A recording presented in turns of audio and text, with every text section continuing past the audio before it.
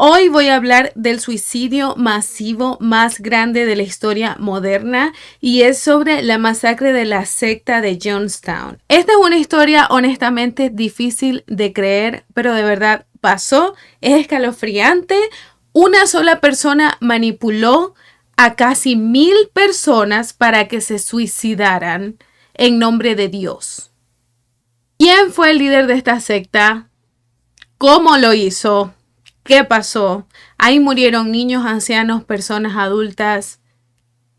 Espantoso. Pero antes de comenzar, mi nombre es Giruth. Yo me maquillo al mismo tiempo que les cuento historias sobre true crime, asesinatos, misterios, de todo. Mientras más horrible y escalofriante, mejor. Así que quédate porque esta historia me explotó la cabeza. El nombre del líder de la secta era Jim Jones. Él nació aquí en Estados Unidos el 13 de mayo de 1931, específicamente en Indiana. Su padre era un veterano de la Primera Guerra Mundial. Su papá estaba bastante enfermo. Sufría de una enfermedad cardíaca por haber inhalado gases tóxicos por la Primera Guerra Mundial. Entonces para él era muy difícil trabajar. Un punto importante de esta historia es que la madre de Jim Jones no quería ser madre y ella siempre tocaba ese tema con las personas y siempre se lo decía a él.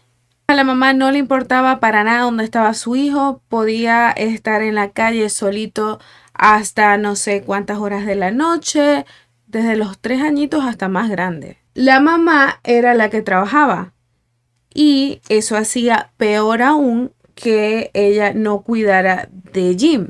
Entonces, ¿qué pasa? Él, como estaba muchísimo tiempo en la calle, los vecinos cuidaban prácticamente de él, le daban comida y todo eso. Pues él se ganó el cariño de los vecinos, obviamente era un niñito, y entonces los vecinos eran los que lo cuidaban. Entre esos vecinos estaba el pastor de la iglesia y Jim conoció a la esposa del pastor. Ella le comenzó a hablar sobre la Biblia y bueno, le empezó a predicar y a enseñar y Jim se obsesionó literalmente con la Biblia y con Dios.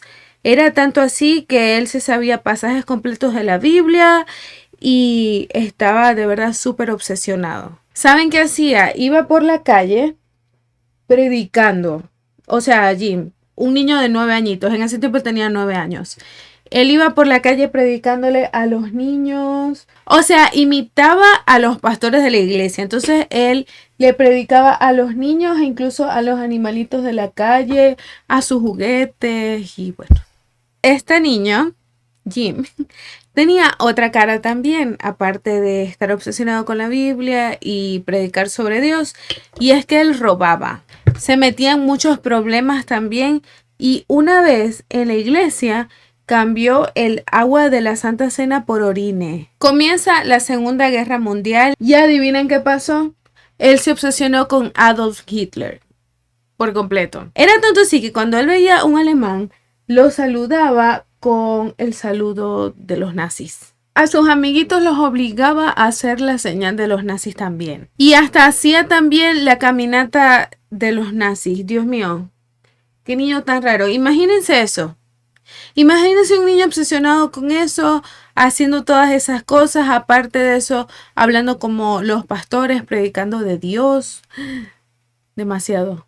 Unos años después, ya de adolescente, descubrió a Marx y se obsesionó con el comunismo, con el socialismo y con todo ese movimiento. Y se empezó a identificar él mismo como maoísta. Les voy a leer qué es eso. El maoísmo es una variante del comunismo basada en el marxismo-leninismo, pero con características propias adaptadas a la realidad de China en su época. Entonces, en resumen, él estaba obsesionado con el cristianismo, el comunismo y con Hitler. Todo eso lo tenía en su cabeza de adolescente. Por otro lado, él odiaba el racismo. Y escuchó un discurso de Eleanor Roosevelt que ella, se los voy a leer, Fue una activista diplomática y defensora inalcanzable de los derechos humanos, especialmente en temas de justicia social, derechos de las mujeres y la lucha contra la discriminación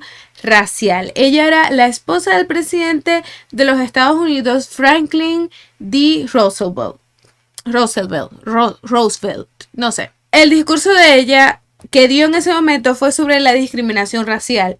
Él se obsesionó con eso también. Y obviamente que él estuviese totalmente en desacuerdo con el racismo hizo que la comunidad afroamericana lo apoyara muchísimo. Ya en 1984, ya adulto, él estaba estudiando medicina, pero decidió salirse de esa carrera para comenzar a evangelizar y poder lograr ese mundo perfecto sin racismo, con cristianismo y comunismo al mismo tiempo. Él quería lograr algo con sus ideas. En 1954 se casó y tuvo un hijo biológico y adoptó a muchos más, todos de diferentes razas. Pues logró fundar su primera congregación y la llamó el Centro del Pueblo. Eso él lo hizo ahí mismo en Indianápolis, donde nació y creció. Él en esa congregación hablaba mucho sobre la sanación. Él sanaba personas, los levantaba, o sea, habían personas que supuestamente estaban que, no sé, no podían caminar y él las hacía caminar. Después se comprobó que todo esto estaba actuado, pero la gente creía muchísimo en él, o sea, de verdad lo seguían. Él comienza a tener como unas paranoias extrañas, pensaba que iba a venir la Tercera Guerra Mundial, decía que habían personas que los estaban persiguiendo, que podía venir una bomba nuclear y acabarlos a todos. Medio raro.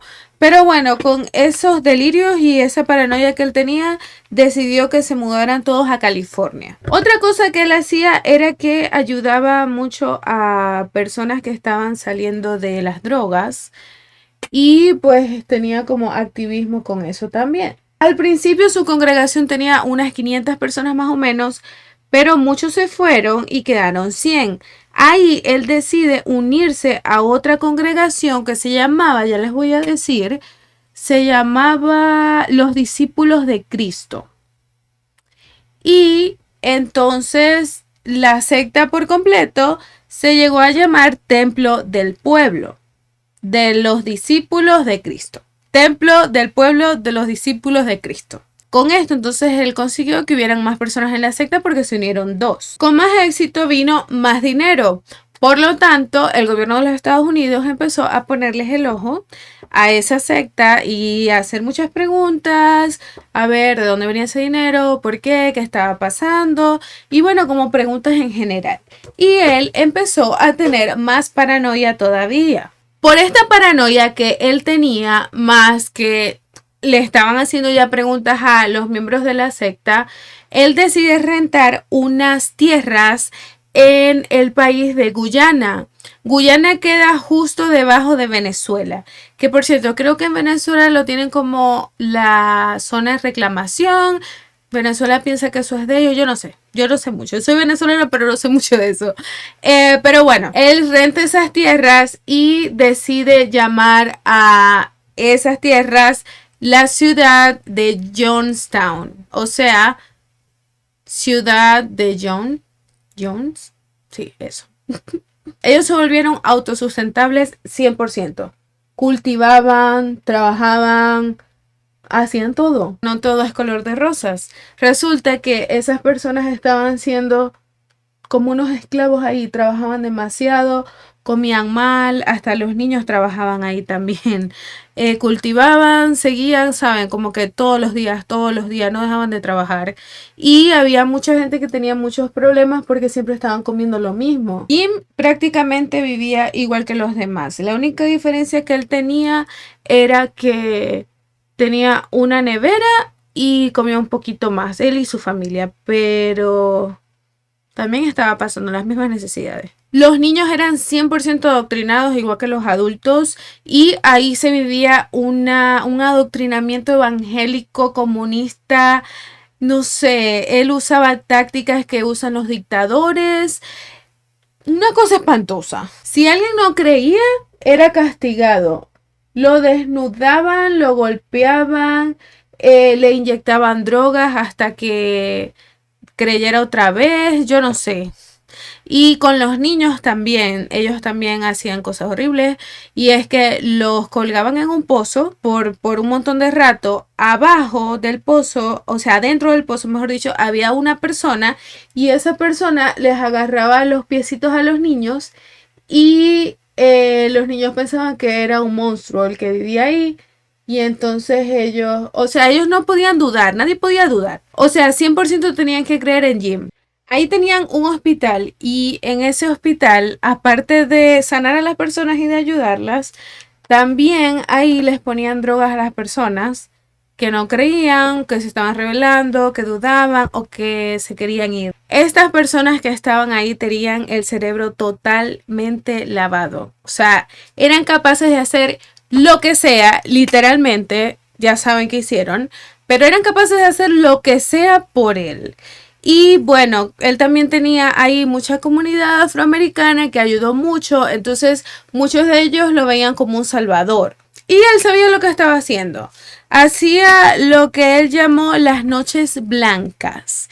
¿Y qué era eso? Pues las noches blancas eran una especie de prueba. Para ello ya les voy a explicar. Él de la nada le decía a las personas que fueran al pabellón. El pabellón era el lugar donde él hablaba. Era como una especie de plaza donde él se paraba en como no sé, en un escenario ahí y ahí les hablaba a todos. Entonces, las personas que no querían ir, pues bueno, eran castigadas. Entonces, obviamente todos tenían que ir, todos iban. Y les explico lo que eran las noches blancas. Él en las noches blancas les decía esto: tenemos que hacer algo esta misma noche. Nos matamos todos. Suicidio revolucionario. Huimos todos a la Unión Soviética o nos quedamos armándonos para luchar contra los invasores o huimos a la jungla. Él tenía la idea de que alguien los iba a invadir. Pero están escuchando eso, ¿no? O sea, miren lo que él decía en eso de las noches blancas. Entonces, ¿qué era lo más horrible que pasaba en las noches blancas? Que es como el punto al que quiero llegar. Y es que él les decía que se tenían que tomar un jugo. Ese jugo era hecho de Kool-Aid. Bueno, no era Kool-Aid, era como una especie de Kool-Aid, como una imitación de ese jugo. Es como un suco, ¿cómo es? Un tan, no sé. La gente que es de Venezuela debe saber de lo que estoy hablando, pero como un sobrecito así, sobrecito de que lo pones con agua y se vuelve jugo. Las personas que no se tomaban eso eran castigados. Ellos se tenían que tomar ese jugo sí o sí en las noches blancas.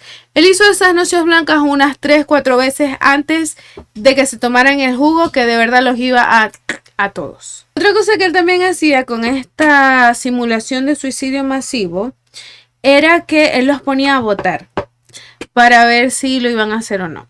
Entonces, pero obviamente antes de la votación, él les decía que la reencarnación iba a ser posible, que si ellos morían iban a morir de una forma como sin dolor, que iba a ser como quedarse dormidos.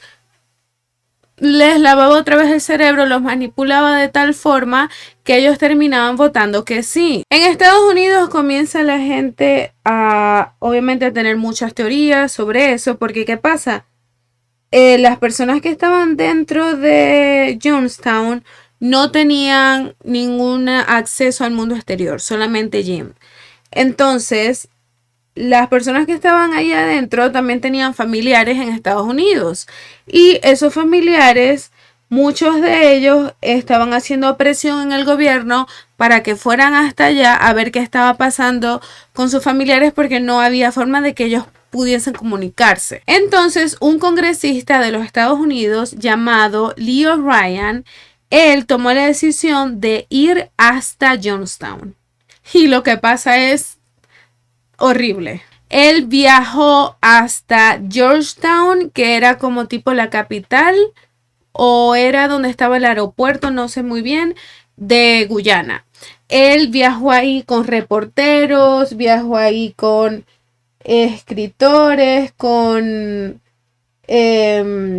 fotógrafos y con otras personas del gobierno. No les dije, pero vi 2 documentales y vi algunos videos de YouTube, y en los documentales habían unas de esas personas de las que sobrevivieron hablando. Ya les voy a contar qué pasó. Al congresista y a las personas que fueron hasta Georgetown les costó para que Jim los dejara entrar en Jonestown.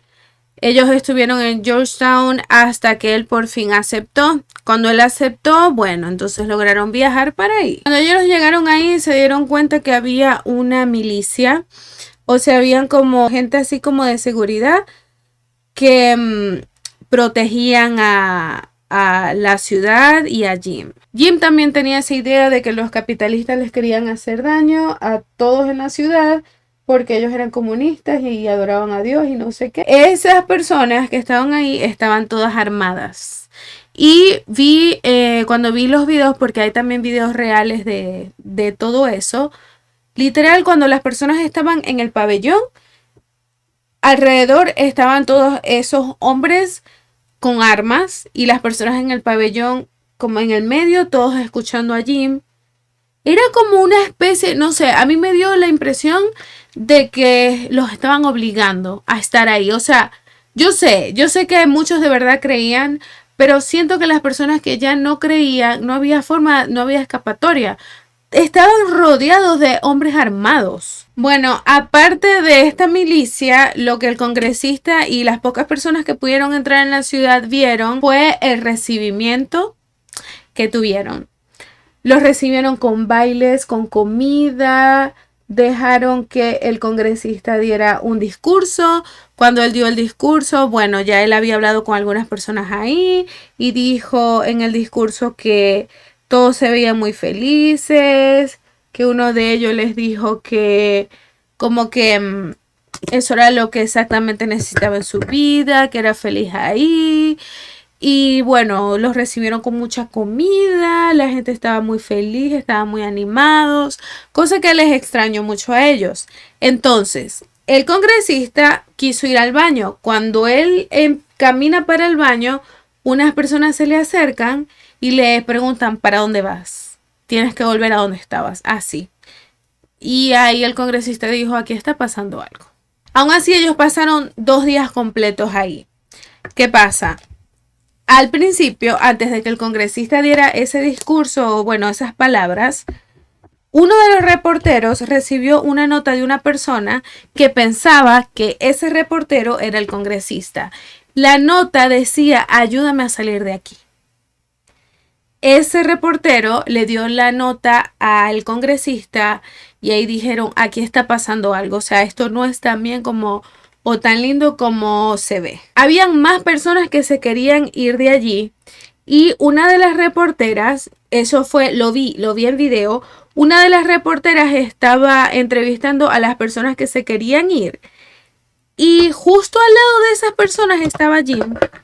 Y les estaba diciendo como, hey, ¿por qué se quieren ir? Ustedes tienen todo aquí. Esas personas no se podían expresar realmente, o sea, no podían decir nada.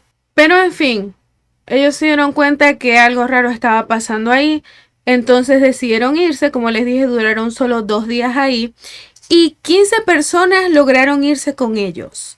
Incluso tuvieron que pedir otro avión porque en el que ellos habían venido no cabían todos. Pero hubo un hombre que decidió irse con ellos y él era como un fiel, o sea, súper fiel seguidor de Jim. Y al congresista eso no le pareció extraño, dijo, está bien, o sea, él aceptó a todo el mundo. Y bueno, fue una mala decisión haberlo aceptado. Un grupo de personas se adelantó primero que el congresista, otras personas se quedaron ahí, mientras el congresista se despedía y eso. Hubo un hombre que se le acercó al congresista e intentó matarlo con un cuchillo. Pero no le hizo nada, más bien esa persona se terminó cortando él mismo. Yo me pegué con esto en la boca. Pero bueno, el congresista se fue. Y cuando llega como al camión, no sé de dónde es que ellos se iban, vieron los que estaban ahí, o sea, los que ya se habían adelantado, vieron al congresista que estaba lleno de sangre. Fue bien impactante, pero él de una vez les dijo, hey, no es mi sangre. Sí intentaron hacerme algo, pero como que no lo lograron. No es mi sangre, no se preocupen.